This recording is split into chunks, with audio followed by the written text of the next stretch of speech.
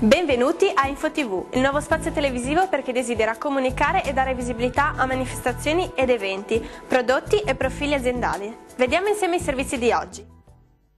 L'amore per la natura e il desiderio di conoscerla alla base del progetto I Guardiani della Natura. L'iniziativa della Regione Veneto, in collaborazione con l'Ufficio Scolastico Regionale e Veneto Agricoltura, ha visto oltre 12.000 bambini delle scuole primarie della Regione impegnati in uno stage didattico presso il Centro di Educazione Naturalistica e di Animazione Rurale Valle Vecchia, collocato nella cornice di una delle più belle aree del litorale veneziano. Lo scopo è quello di far conoscere ai veneti, attraverso l'occhio dei bambini, la potenzialità del nostro territorio, l'ambiente da una parte, quindi la conoscenza, e dall'altra parte la formazione, formare i bambini fin da piccoli rispetto alla tutela dell'ambiente, la tutela della natura, della biodiversità, il rispetto della biodiversità e poi in qualche modo nel limite della loro età anche responsabilizzarli. Sono stati 12.000 i bambini che hanno aderito, dobbiamo soddisfare tutte le loro esigenze e quindi avremo un esercito di piccoli guardiani della natura in Veneto che in qualche modo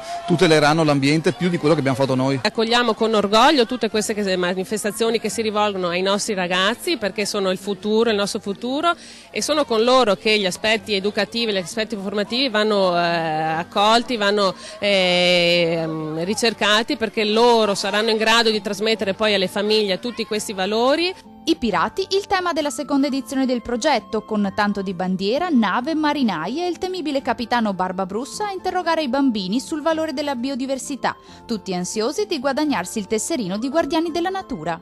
C'è scritto che il guardiano della natura studia la natura, perché sa che se non ne conosce bene il funzionamento non la può difendere e magari rischia pure di danneggiarla anche se non lo vuole. Le tende della Protezione Civile hanno ospitato per la notte i bambini, molti di loro alla prima esperienza fuori casa e dunque molto emozionati. Bisogna essere attenti alla natura nei problemi che può avere e quindi anche nella pronta segnalazione di un problema che c'è, che sia un fiume che con una riva che sta franando o ci siano problemi di inquinamento o altre cose, avere la morale, cioè essere pronti a far intervenire la parte pubblica per poter appunto rimediare a quelli che sono i problemi emergenziali. I bambini sono entusiasti perché già da un po' di giorni ci stiamo preparando anche a livello proprio scolastico per questa uscita ed erano veramente molto entusiasti, anche molto contenti di andare via e di stare in un ambiente naturale grazie a questa opportunità che ci è stata offerta dalla Regione e da Veneto Agricoltura. Il contatto diretto anche attraverso il gioco ha reso l'educazione naturalistica estremamente coinvolgente.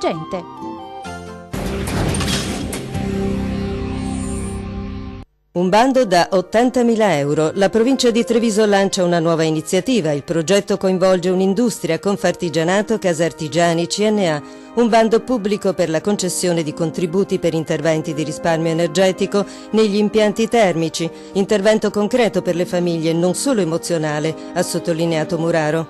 Per l'abbattimento del PM10 e PM2,5 ne abbiamo utilizzato, abbiamo voluto operare concretamente da ottobre a maggio, quando ci sono impianti di riscaldamento accesi. Questo dà la possibilità alle famiglie di sostituire l'impianto obsoleto vecchio con più di 10 anni, per cui non sono impianti a condensazione con risparmio energetico ed emissione d'atmosfera, dà la possibilità alle singole famiglie ma anche ai amministratori di condomini. Presentati anche i risultati dell'edizione 2013.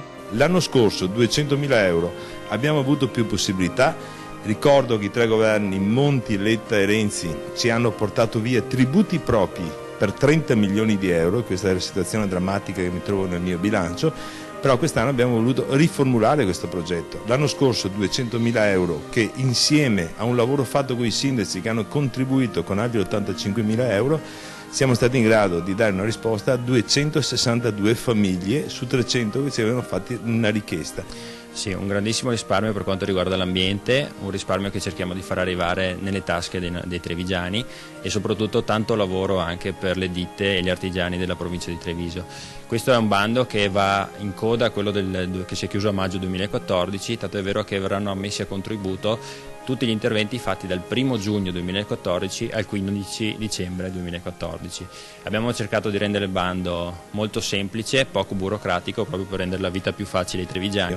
Abbiamo ripartito questo progetto in maniera proporzionale agli amministratori di condominio. Per la sostituzione delle caldaie condominiali un intervento di 2.500 euro per impianto, dall'altra parte anche per quanto riguarda l'aspetto delle singole famiglie 500 euro per la sostituzione delle caldaie impianti privati e anche per coloro che inseriscono delle valvole di regolazione con termostato per gli impianti, sempre per risparmiare. A questi contributi possono accedere ovviamente tutte le famiglie trevigiane.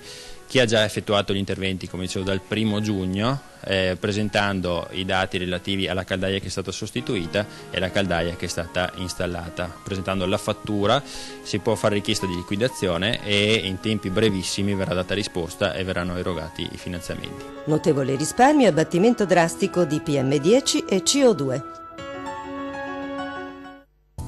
Grazie per aver seguito InfoTV. Ci vediamo alla prossima edizione.